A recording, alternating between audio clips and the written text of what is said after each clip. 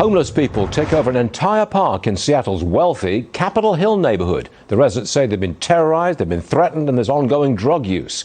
Jason Rantz, our guy in Seattle. Look, we've got a homeless problem in just about all Democrat-run cities in America. How is Seattle dealing with that homeless problem in that park? Go. Well, they're not really dealing with it at all. So we're talking about Seven Hills Park, and as you mentioned, it is surrounded by million-dollar homes. And this problem has popped up since July of last year. At any given point, you can find 20 to 30 tents that have set up there.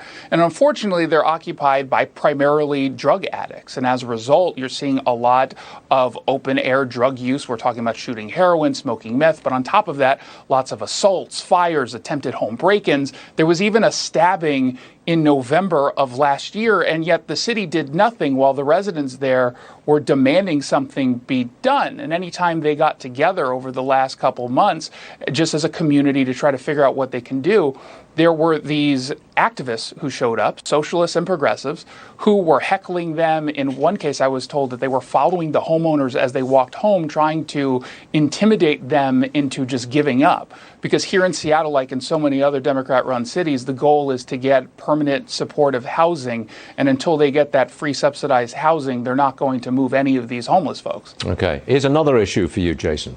A Black Lives Matter activist charged with attempted murder of a mayoral candidate in Louisville, Kentucky. Police says that Quintez Brown fired multiple shots at Craig Greenberg. Nobody hurt. This suspect wrote about socialism and gun control. He's appeared on MSNBC with Joy Reid. But many in the media seem to be just glossing over his politics. You know, that would not be the case if that suspect were a conservative, would it?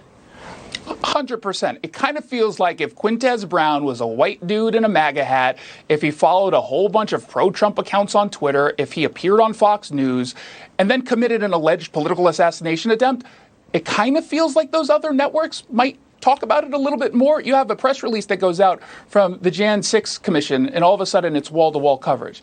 And yet you have what appears to be an attempted political assassination, and it's getting a little bit of coverage, but not much at all. No one could look at the landscape of politics right now where Democrats are talking about the dangerous rhetoric coming from the right and it's leading to political violence, and then look at this and say, should this not actually get covered?